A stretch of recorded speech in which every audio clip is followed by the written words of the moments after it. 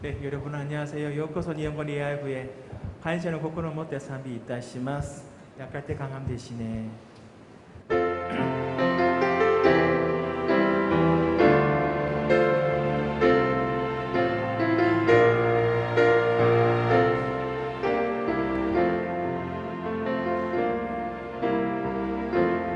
약할 때 강함 대신에 나의 보배가 되신 주 나의 모든 것 주 안에 있는 보물을 나는 포기할 수 없네 주 나의 모든 것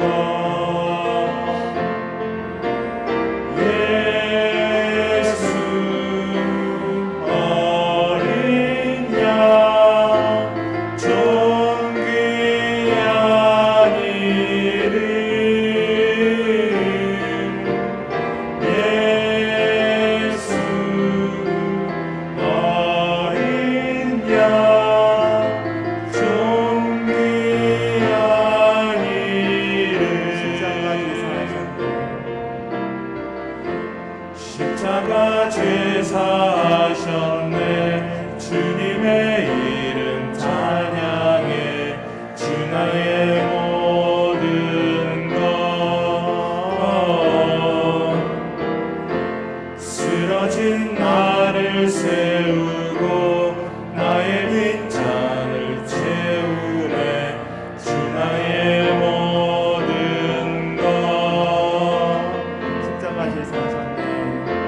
십자가 제사하셨네 주님의 이름 찬양해 주 나의 모든 것 쓰러진 나를 세우고 나의 빈잔을 채우네 주 나의 모든 것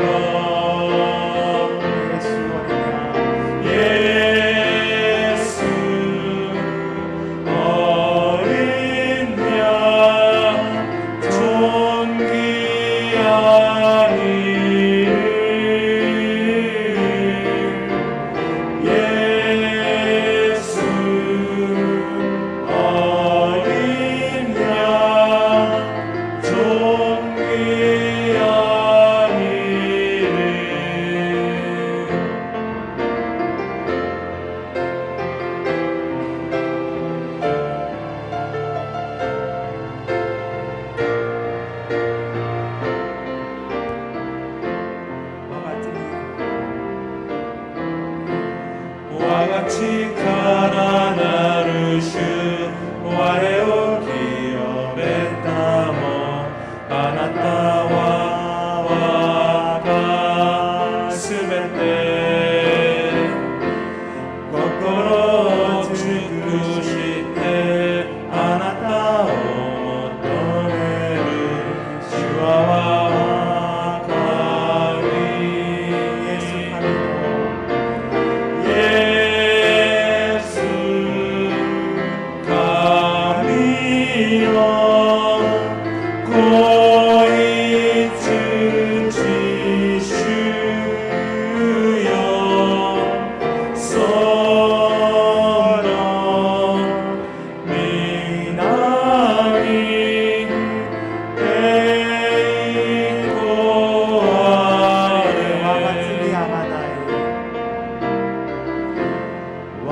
와가츠미야 가나이 수직가니 대신하래 용이카에라레 다예스 와가야 마이야시 가와키미타 사레르 슈와와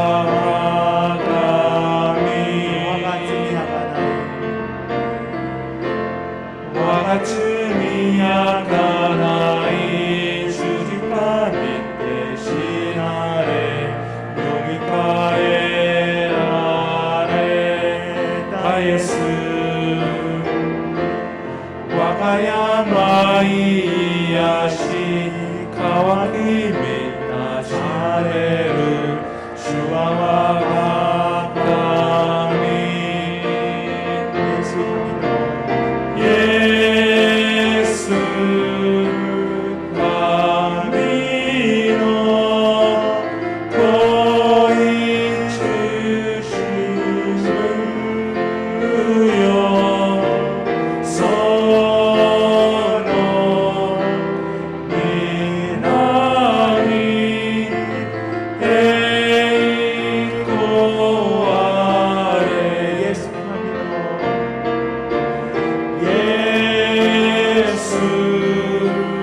가미노 거의 주시주요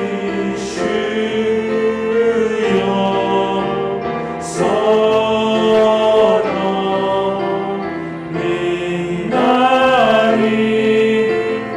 에이코 아래 예수 가미노 거의 주시주요 선언 미나니 에이코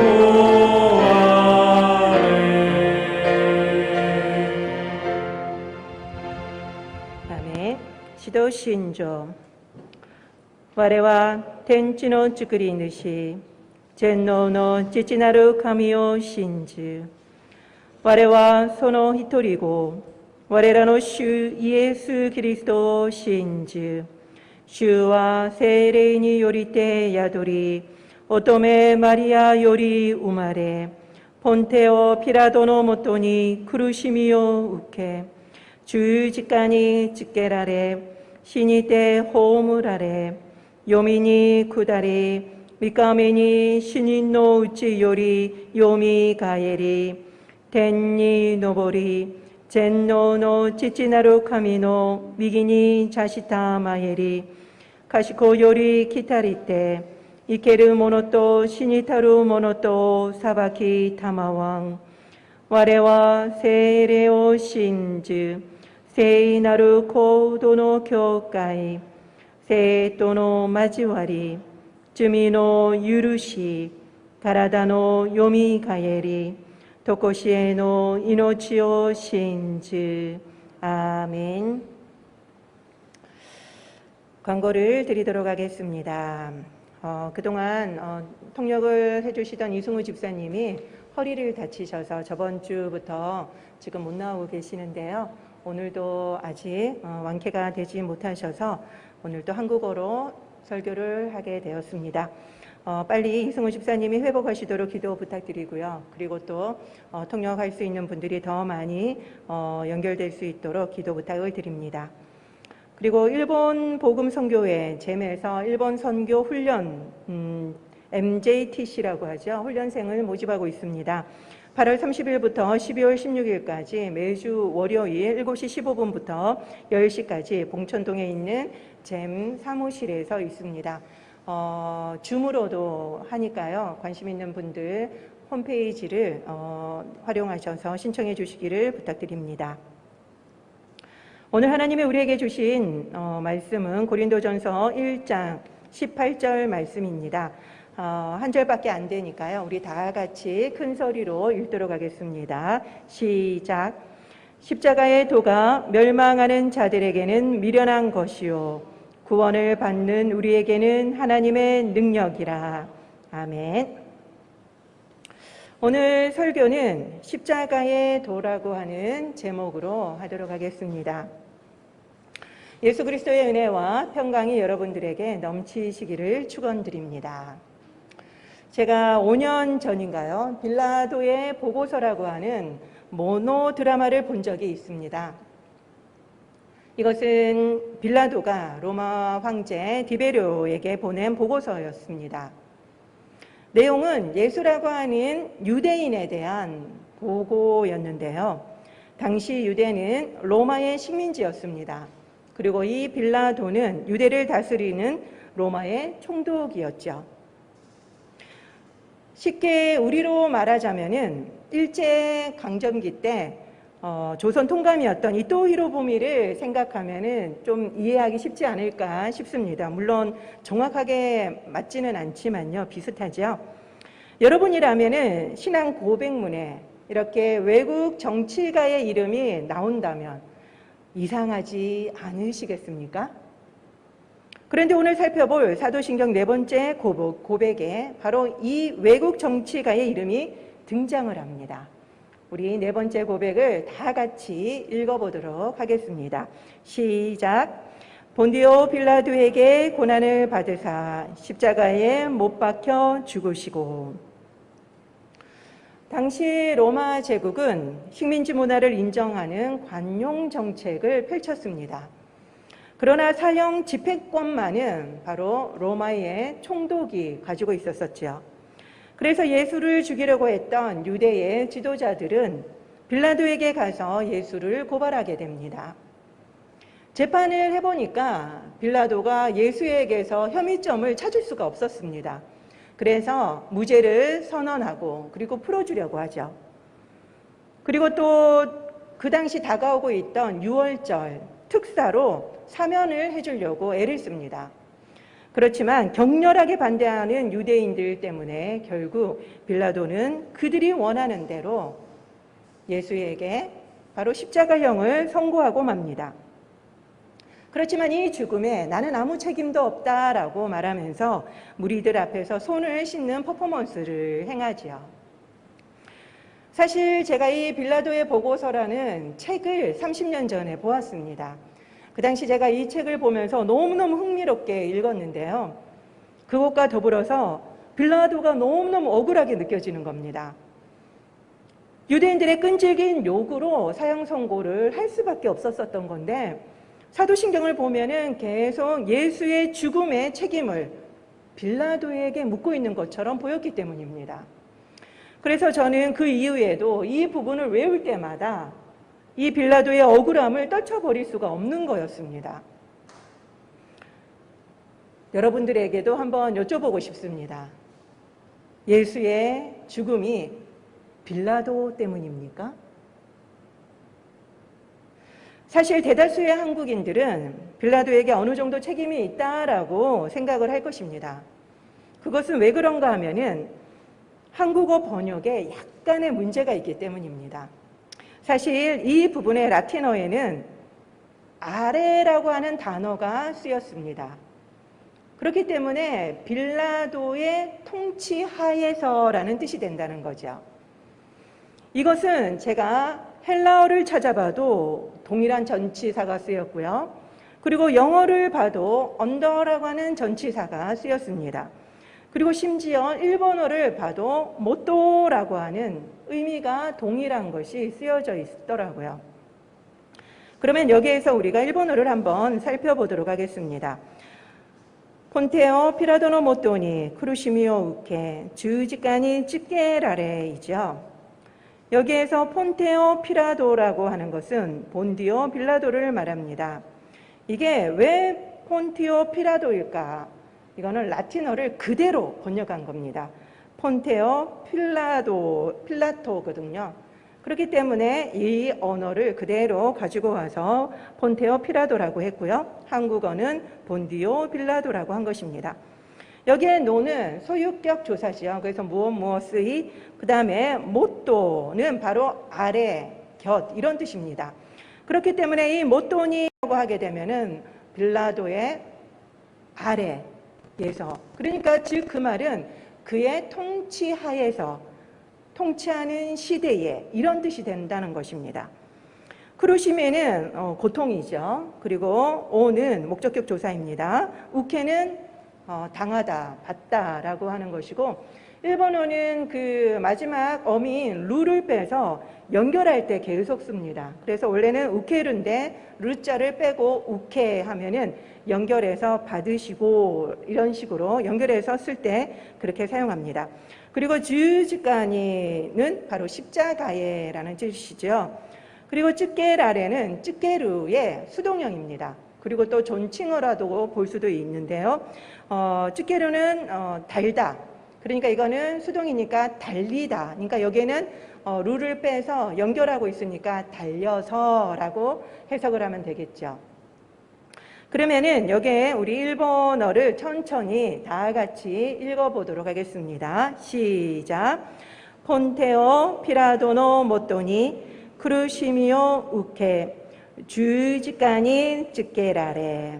네, 여기에서 주지까니 할 때 주는 장음입니다. 주지까 이렇게 하면 안 되고요. 주지까니라고 해야 됩니다. 여기서 우리가 일본어에서도 살펴본 것처럼 바로 빌라도의 치하에서 빌라도의 시대에라고 해석이 되는 것을 우리가 볼 수 있습니다. 그런데 유독 한국어만 빌라도에게 고난을 받으사라고 번역을 한 것입니다. 그렇기 때문에 우리가 보기에는 빌라도에게 직접 고난을 당한 것처럼 느껴진다는 거죠. 그러다 보니까 이것을 잘 모르신 분들 중에서 사도신경이 유대인들의 잘못을 빌라도에게 책임 전가를 시켰다면서 비난하는 분들이 꽤 있으십니다. 그것은 이것을 잘 모르시고 하시는 거죠. 그렇기 때문에 사도신경은 빌라도에게 책임 전가를 하지 않고 있다는 것들을 여러분들이 꼭 기억해 주시기를 바랍니다. 그런데 아무리 생각해도요, 이 공적인 고백문에 굳이 이 외국인 정치가의 이름, 이 로마 총독의 이름을 넣을 필요가 있었을까? 그런 생각이 들지 않습니까? 왜 굳이 이 로마 총독의 이름을 넣었을까요? 빌라도 자신은 예수의 죽음에 책임이 없다라고 이야기를 했지만 실은 아니야, 책임이 있어라고 알리기 위해서였을까요? 실은 이것은 십자가 사건이 실제임을 강조하기 위해서 이 본디오 빌라도라는 이름을 일부러 넣은 것입니다. 왜냐하면 신화가 아니라는 거죠. 이 십자가의 사건은 전설이 아니라는 겁니다. 그것을 강조하기 위해서 역사적 인물을 실제로 넣은 것이죠. 빌라도는 역사적으로 AD 26년에서 36년간 유대의 총독이었습니다. 그러나 그에 대한 기록은 유대인이 썼는 역사책에만 기록되어 있습니다. 그렇기 때문에 이 빌라도는 가상의 인물이 아닌가라는 그런 썰도 있습니다. 그런데 1961년도에 고고학자들이 가이샤라의 유적을 발굴을 했었는데요. 거기에서 빌라도의 이름이 쓰인 라틴어 석판을 발견하게 됩니다. 그래서 빌라도가 실제 역사적으로 실존했던 인물임이 증명되었죠. 그렇다면 이렇게 빌라도가 역사적으로 실존했던 인물이라면 그 당시에 있었던 예수님도 바로 실제 인물이라는 거죠. 그리고 또 예수님이 당하셨던 그 십자가 사건도 실제의 사건이라는 것입니다. 그렇기 때문에 이 빌라도는 이것을 증명하는 역사의 산 증인인 셈입니다. 그래서 이것이 꼭 필요했기 때문에 공교회에서는 이 빌라도의 이름을 집어넣은 것입니다. 그래서 우리는 하나님인 예수님이 실제 유대 땅에 인간으로 나셨다는 것을 우리는 믿게 되는 거죠. 그리고 또 십자가에서 돌아가셨음을 우리는 믿는 것입니다. 지난주의 본문과 그리고 오늘 본문을 이어서 한번 봅시다. 예수 그리스도는 동정녀 마리아에게 나시고 그리고 본디오 빌라도에게 고난을 받으사 십자가에 못 박혀 죽으시고, 이 문장만 한번 보십시오. 여기에서 조금 이상한 점을 느끼지 못하십니까?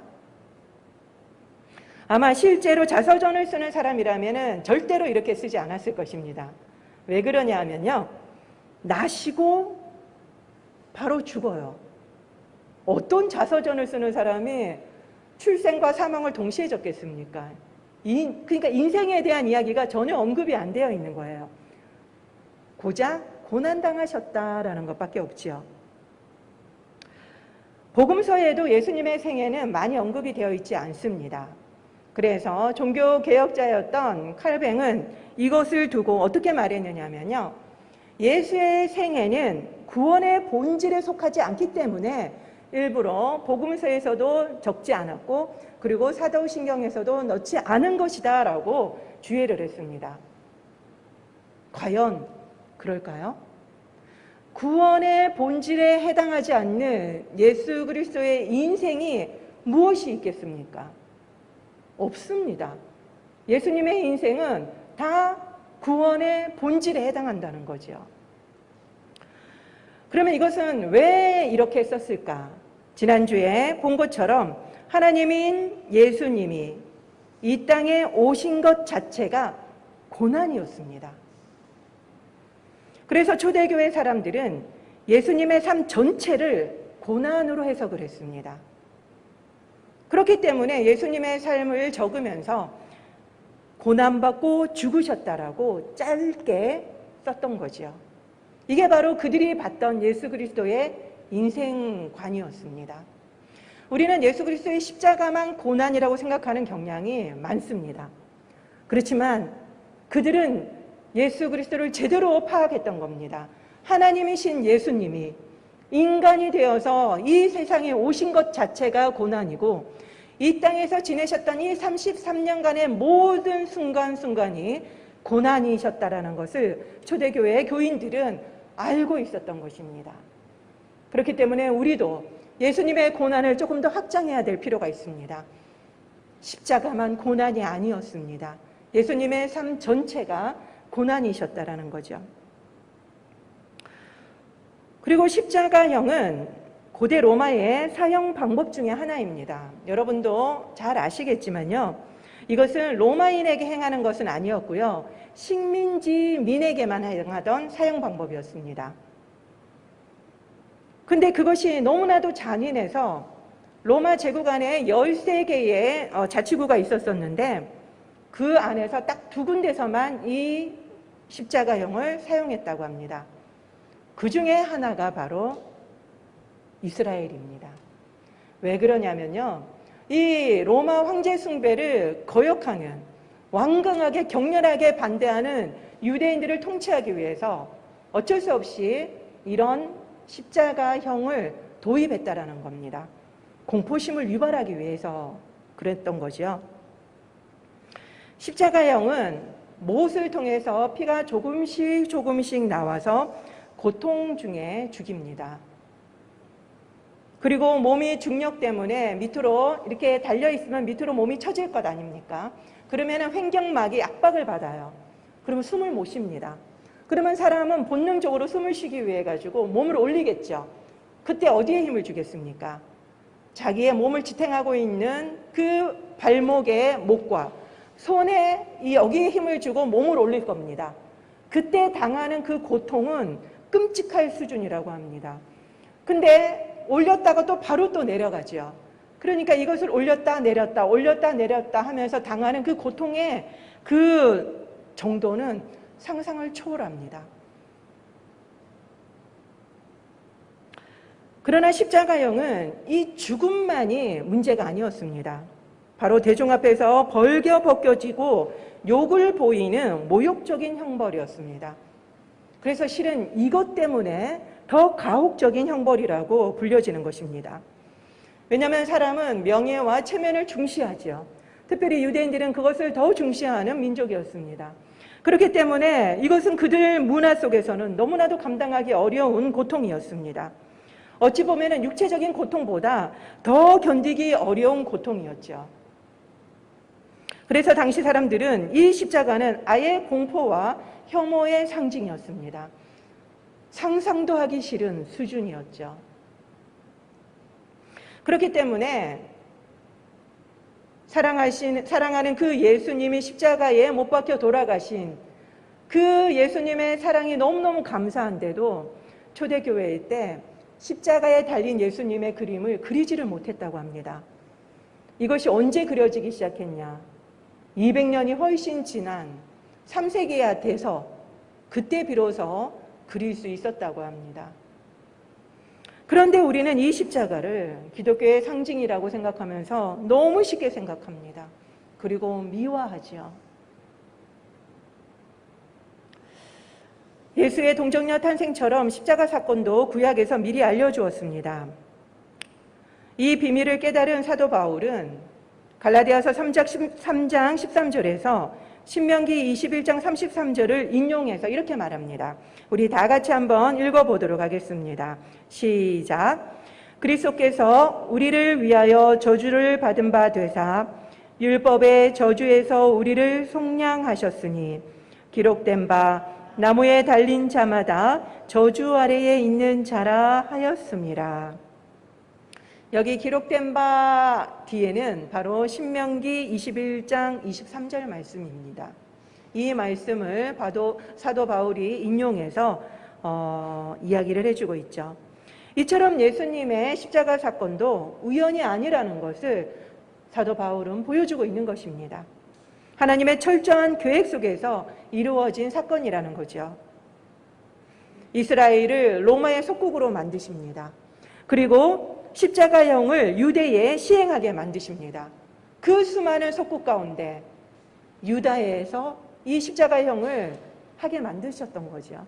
그리고 예수를 십자가에 못 박혀 죽게 만드신 겁니다. 하나님의 철저한 계획 속에서 이것이 역사 가운데서 이루어졌다라는 것을 알아야만 합니다. 사탄은 예수를 죽이면은 자신이 이긴 줄 알았습니다. 그렇지만 놀라운 것은 예수님의 죽음이 우리의 죄를 해결하는 놀라운 반전을 연출했다는 것입니다. 누가 이런 놀라운 반전을 기획할 수 있었겠습니까? 이거는 인간의 지혜에서 나온 것이 아니라는 겁니다. 바로 하나님의 지혜임을 우리는 알 수가 있는 거죠. 죽음과 수치의 상징이었던 이 십자가를 구원과 능력의 상징으로 만드셨습니다. 이것이 바로 십자가의 신비인 것입니다.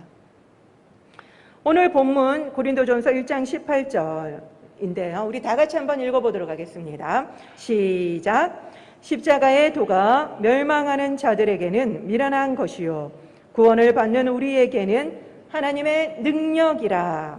이렇게 나오죠. 십자가는 예수님 당시에도 혐오의 대상이었습니다. 그때뿐만 아니라 이 4차 산업시대를 살고 있는 이 현대인에게는 너무나도 미련하게 느껴지는 것입니다. 하나님이 인간으로 오셔서 십자가에 죽으시고 그리고 또 우리 죄를 사하셨다는 이야기를 현대인은 받아들일 수가 없습니다. 이성적으로 합리적으로 납득이 안 되지요. 그리고 그걸 믿는 사람들을 오히려 나약한 종교인이라고 취급하는 경우가 너무나도 많습니다. 반면에 우리는 그것을 믿고 있는 사람들이죠. 그래서 저는 어떻게 생각해 보면 이 시대에 이것을 믿는 우리가 더 놀라운 사람이 아닐까라는 생각이 듭니다. 믿을 수 없는 것을 믿는 자들이기 때문이죠. 그런데 저의 진짜 고민은 나에게 십자가의 도가 이 고린도전서 1장 18절처럼 하나님의 능력인가 하는 문제입니다. 구원을 받은 자에게는 하나님의 능력이 된다라고 나오잖아요. 분명 우리는 구원을 받았습니다. 그런데 십자가의 도가 나에게는 하나님의 능력이 아닌 것입니다. 우리는 하나님의 말씀을 다 믿는데 이 십자가 사건이 내 사건이 안 되는 것입니다. 다시 말하자면요. 십자가의 도가 나에게는 미련한 것도 아니고 그리고 또 하나님의 능력도 아닌 그 중간 어디엔가에 있다라는 겁니다. 하나님을 믿지 않는 것도 아니고 하나님을 제대로 믿는 것도 아닌 그 어딘가에 우리가 위치해 있다라는 거죠. 안타깝게도 많은 신실한 성도님들이 이와 비슷한 상황인 것 같습니다. 말씀은 믿지만 능력은 경험하지 못한 채 신앙생활을 하고 있는 것이죠. 이 십자가의 능력이 무엇인지를 모른 채 살고 있다라는 거죠. 그것은 저번에 제가 말씀드린 대로 우리가 죄인이라는 인식이 부족하기 때문입니다. 세상에 나보다 악한 죄인이 없다라는 자각이 부족하기 때문입니다. 나는 죄 없는 예수님을 못 박은 흉악한 죄인입니다. 그렇기 때문에 이보다 더 악한 죄인이 있을 수 없다라고 그렇게 고백하고 그렇게 생각을 해야 되는데 우리는 그런 생각이 도무지 안 듭니다. 그러니까 이것이 구원의 기본인데 이 죄인이라는 인식이 구원의 기본인데 우리는 이 기본이 안 돼 있으니까 진도가 안 나가는 것입니다. 빌라도는 실제 로마인이었죠. 그래서 유대인들이 볼 때는 이방인이었습니다. 그리고 더 나아가서 하나님을 대적하는 인류의 대표자이기도 합니다. 그리고 하나님의 아들을 죽인 사탄을 상징하기도 합니다. 빌라도 자신은 원하지 않았지요. 그렇지만 예수의 십자가형은 그의 허락 없이는 집행될 수 없었기 때문에 그가 아무리 손을 씻는 퍼포먼스를 해도 결국 그는 사탄에게 이용당했음을 부인할 수는 없는 것입니다. 그런데 오늘 빌라도는 많은 공범자를 소환하고 있습니다. 거기에는 수많은 유대인들과 그리고 유대 종교 지도자들도 있지요. 그리고 거기에는 수많은 로마 군인들도 있습니다. 뿐만 아니라 거기에는 저와 여러분들도 있습니다.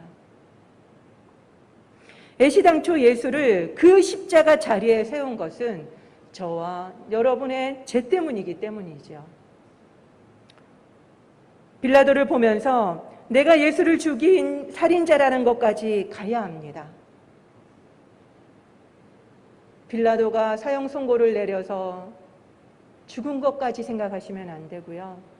유대 지도자들이 시기로 죽였다라는 것까지만 생각하시면 안 됩니다. 우리가 예수를 죽였다, 내가 바로 살인자다라고 거기까지 우리는 가야만 합니다.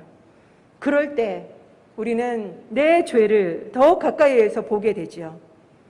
그렇게 되면은 나는 2000년 후에 아무 관계없이 태어났는데 재수 없이 원죄를 뒤집어 쓰고 태어난 것이 아닌 것입니다.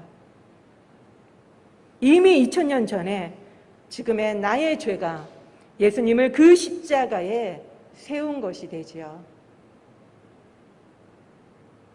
내 죄가 얼마나 심각한지 그것을 알게 됩니다. 그래서 나에게 있는 것은 지옥밖에 없다라는 그 인식이 우리에게 생기게 되는 것입니다.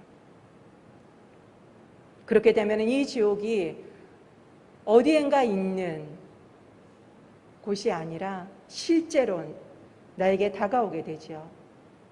그렇게 되면 십자가 사건은 더 이상 2000년 전의 역사적 사건이 아닙니다. 내 죄에 대한 구원의 빛이 되고 복음이 되는 것이죠.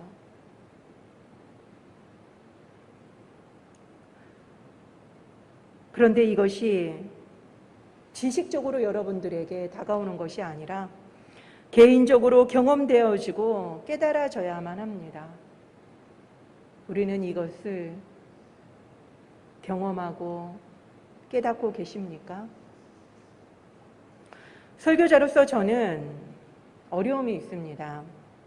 그것은 설교를 지식 전달을 하고 싶지 않은 거죠. 이 사도신경을 제가 설교하면서도 솔직히 제가 라틴어, 헬라어, 영어, 일본어, 한국어 그리고 수많은 책을 사도신경에 대한 책들을 읽고 수많은 영상을 봅니다.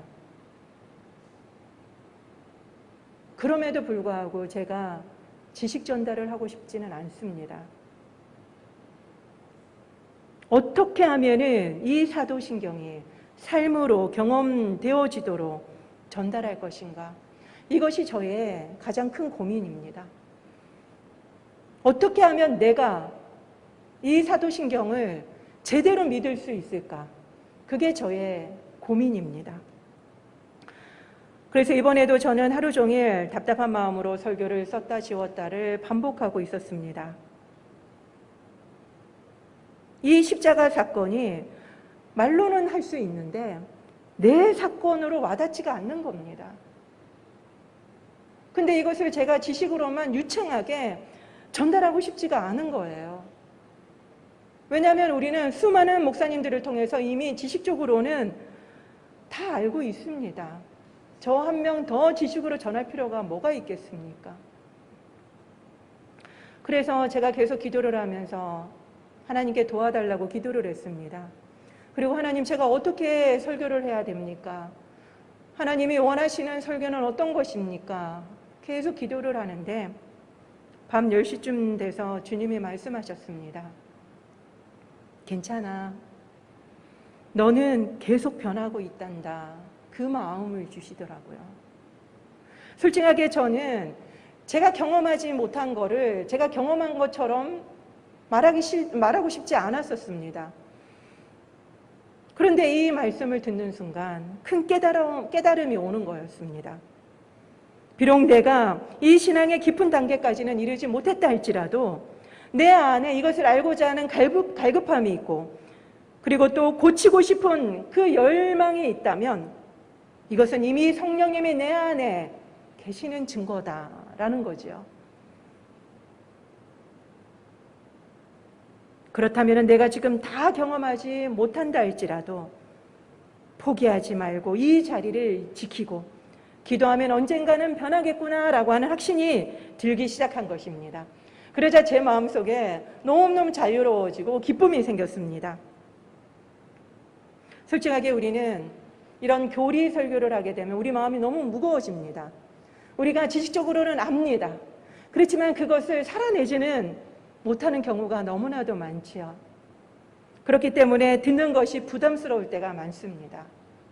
혹시 여러분들 가운데서도, 이 말씀을 듣는 여러분들 가운데서도 아직 내 죄의 심각성이 잘 안 느껴지고, 그리고 십자가의 도가 무엇을 말하는지 뜬구름 잡는 것 같고 손으로 이렇게 잡혀지지가 않고 답답하신 분들이 계십니까? 만약 그런 분이 계시다면 오늘은 여러분들을 위한 설교입니다. 걱정하지 마십시오.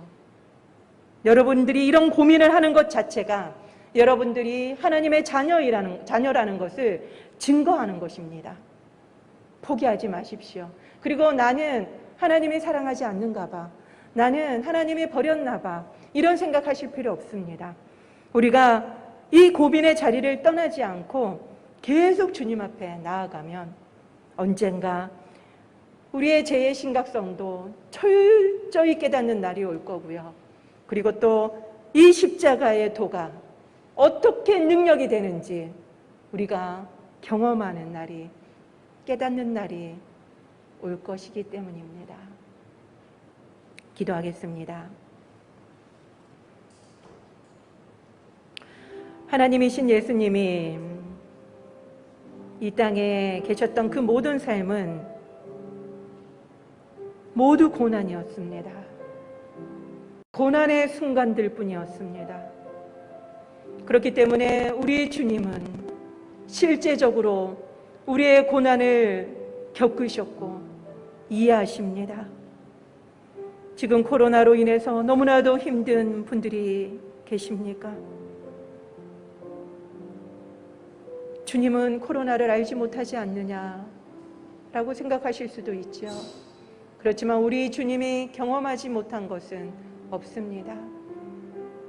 이 시간 우리가 가지고 있는 모든 괴로움을, 실제 그 모든 것을 겪으신 예수님께 들고 나갑시다.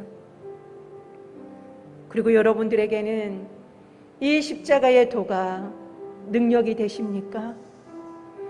갈급함이 있고 그리고 또한 답답함이 있으십니까? 이것을 살지 못한 답답함, 알고 싶은 갈급함이 있으십니까? 만약에 이것이 없었다면, 그냥 지식적으로만 듣고 있었었다면 이것을 구해야만 합니다. 나에게도 십자가의 능력이 무엇인지 알게 하여 주시옵소서. 갈급함을 주시옵소서. 그리고 만약에 이 갈급함과 답답함을 갖고 계시다면 포기하지 말고 계속 기도하시기 바랍니다. 우리가 다 깨닫지 못하더라도 포기하지 않고 우리가 계속 기도할 때 우리는 우리의 죄의 심각성을 깨닫게 되고, 그리고 십자가의 도가 능력이 되는 것을 경험하게 될 것입니다. 그때까지 우리의 간구를 멈추지 말고 함께 기도하겠습니다. 이 시간에 기도하도록 하겠습니다. 주님, 그렇습니다. 저는 예수님이 십자가에 달리신 것만 고난인 줄 알았습니다. 그래서 늘 십자가만 묵상했었습니다. 그렇지만 하나님이신 예수님이 인간의 모습으로 이 땅에 오신 것 자체가 고난임을 알게 되었습니다. 주님이 이 땅에 사셨던 모든 순간이 고난이었음을 알게 되었습니다. 주님이 겪지 않으신 고난이 없으시고 주님이 이해하지 못할 고난이 없음을 알려주셔서 감사합니다. 하나님, 여러 가지 모양으로 힘든 우리 성도님들의 그 고난을 다 이해하시는 주님, 우리 성도님들이 주님 앞에 나아가 기도할 때 그 마음을 위로하여 주시고 안아주시기를 간절히 구합니다.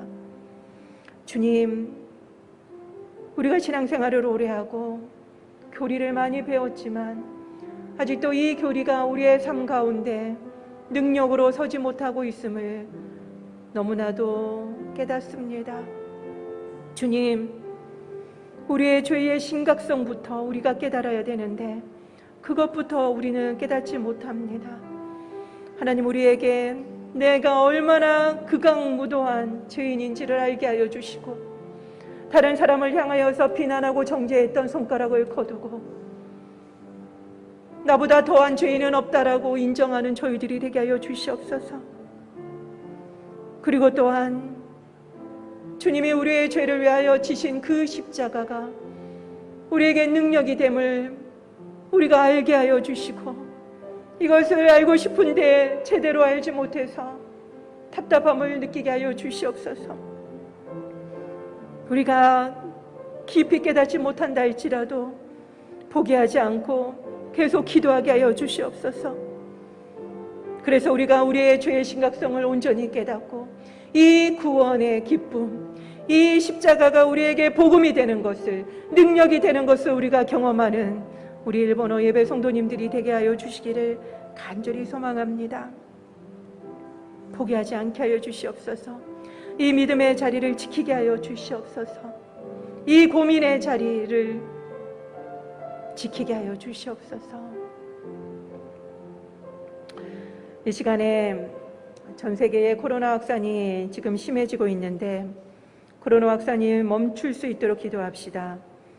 그리고 백신 공급이 원활하게 이루어져서 속히 마스크를 벗고 일상이 돌아올 수 있게 해달라고 기도합시다. 특별히 일본이 확진자가 지금 올림픽을 시작한 날로부터 2배가 넘게 나오고 있습니다. 10,000명이 넘었습니다. 그래서 비상사태를 지금 확대하기로 결정을 내렸습니다. 일본의 교회는 적은 인원들이 모여있는 영세한 교회들이 많습니다. 온라인을 하기가 힘듭니다. 그러면 이분들이 모이지도 못하고 또 온라인으로도 보지 못하는데 이들의 정말 하나님을 개인적으로 만나고 그 신앙을 유지해 나갈 수 있도록 기도합시다. 그리고 또한 고령자가 많은 일본 교회에 그들의 건강을 지켜주시도록 그들이 생활 속에서 주님을 깊이 만나며 생활 속에서 예수 그리스도를 증거하는 자들이 되게 해달라고 기도합시다. 그리고 또한 선교사님들과 일본을 위해서 기도합시다. 염성준 선교사님도 이제 8월 달부터는 온라인으로 예배를 드리기로 했다고 합니다. 그나마 염선교사님은 한국 분이시고 젊은 분이시기 때문에 이것이 가능하지요. 그 온라인 예배를 통하여서 그 교회 성도님들의 은혜를 많이 받을 수 있도록 신앙이 약해지지 않고 더욱더 견고해질 수 있도록 기도합시다. 그리고 또한 우리 할렐루야 교회 성도님들 이 무더위 속에 그리고 또 코로나 가운데 건강 잃지 않도록 그리고 신앙이 잃지 않도록 이 온라인 예배를 통하여서 주님을 깊이 경험하는 우리 할렐루야 교회 일본어 예배 성도님들이 될 수 있도록 우리 함께 기도하도록 하겠습니다. 하나님, 코로나의 확산이 멈출 줄을 모릅니다. 조금 잡았는가 하면은 또 새로운 변종이 나와서 전 세계를 뒤덮습니다. 우리를 놀리는 것만 같습니다. 하나님, 이것은 하나님에게 있는 영역입니다. 우리 인간이 아무리 애쓰고 노력해도 어찌할 수가 없는 하나님의 손에 달려있는 영역입니다. 하나님, 우리를 긍휼히 여겨 주시옵시고 이 코로나 확산이 멈출 수 있도록 도와주시옵소서. 특별히 백신 공급이 원활하게 이루어지게 하여 주셔서 다시금 일상이 회복되어지게 하시고 우리가 온라인으로 예배를 드리고 있는 기간 동안 우리의 신앙이 약해지지 않고 우리의 신앙을 한 번 더 재점검하며 하나님과 깊은 교제를 회복하는 저희들이 될 수 있도록 도와주시옵소서. 많은 교회와 많은 목회자들 또 많은 성도님들이 이 시간에 회개하는 시간으로 삼게 하여 주시고 재정비하는 시간이 되게 하여 주시고 하나님이 기뻐하시는 대로 우리의 삶을 리턴하는 자들이 되게 하여 주시옵소서. 일본이 확진자가 지금 급속도로 늘고 있습니다. 주님, 비상사태를 지금 확대해야 하는 그런 상황 속에 있습니다. 이 상황 속에서도 올림픽을 하고 있는데 올림픽이 끝나고 나면은 걷잡을 수 없이 확진자가 증폭할 것이라고 예상하고 있습니다. 하나님, 그 영세한 일본 교회들을 주님께서 긍휼히 여겨 주시옵소서. 목회자도 너무나도 연로하시고 성도님들도 너무 연로하셔서 온라인 예배를 드릴 수가 없습니다. 하나님, 그들이 교회를 닫으면은 그저 개인적으로 하나님을 만나야 되는데 하나님, 지금까지 인도하셨던 하나님, 우리 일본에 있는 성도님들이 삶 속에서 주님을 깊이 경험하는 계기가 되게 하여 주시고 그 신앙이 떨어지지 않고 약해지지 않게 하여 주시며 오히려 주위로 그 복음을 증거할 수 있는 계기가 되게 하여 주시기를 간절히 소망합니다. 하나님, 염성준 선교사님 교회도 이제 온라인으로 전환을 했습니다. 이 온라인으로 예배를 드리는 교회들도 그 신앙이 떨어지지 않게 하시고 더 깊은 은혜, 더 충만한 은혜를 내려주셔서 일본에 있는 많은 사람들이 정말 우연이라도 이 예배의 영상을 접속하게 하셔서 예수 그리스도의 복음을 접하게 하여 주시고 주님 앞에 돌아오는 역사가 일어나게 하여 주시기를 간절히 소망합니다. 하나님, 선교사님들과 성도님들 하나님께서 붙들어 주시옵소서. 그리고 또한 할렐루야 교회 성도님들 이 무더위 가운데 그리고 또한 이 코로나가 확산되고 있는 이 상황 속에서도 영적으로도 육적으로 강건케 하여 주시옵소서. 주님을 더욱더 깊이 만나게 하시고 온라인 예배를 통해서 정말 우리가 가볍게 예배를 드리는 것이 아니라 주님을 경외하는 마음을 가지고 하나님 앞에 온전한 마음으로 예배드리는 저희들이 되게 하여 주시고 이 예배를 통하여서 주님을 깊이 만나게 하여 주시옵소서. 神様、ここにいる一人一人の祈りを登場聞き入れ祝福してください。主イエス・キリストの皆によってお祈りいたします。アーメン。では皆さんお立ちいただきまして共に賛美いたしましょう。聖霊がここに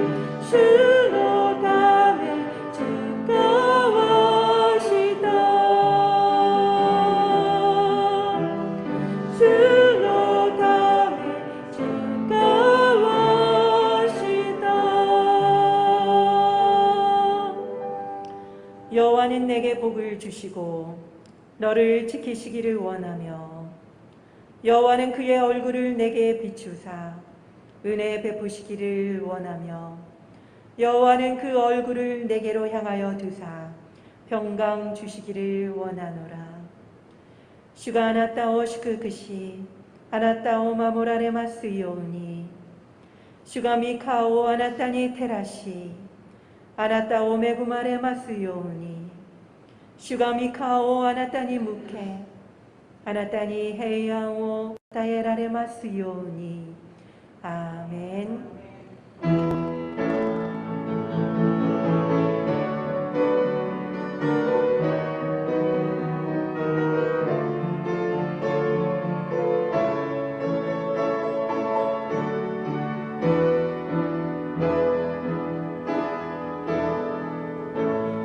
아멘. 하나님께 감사의 박수를 올려드리도록 하겠습니다.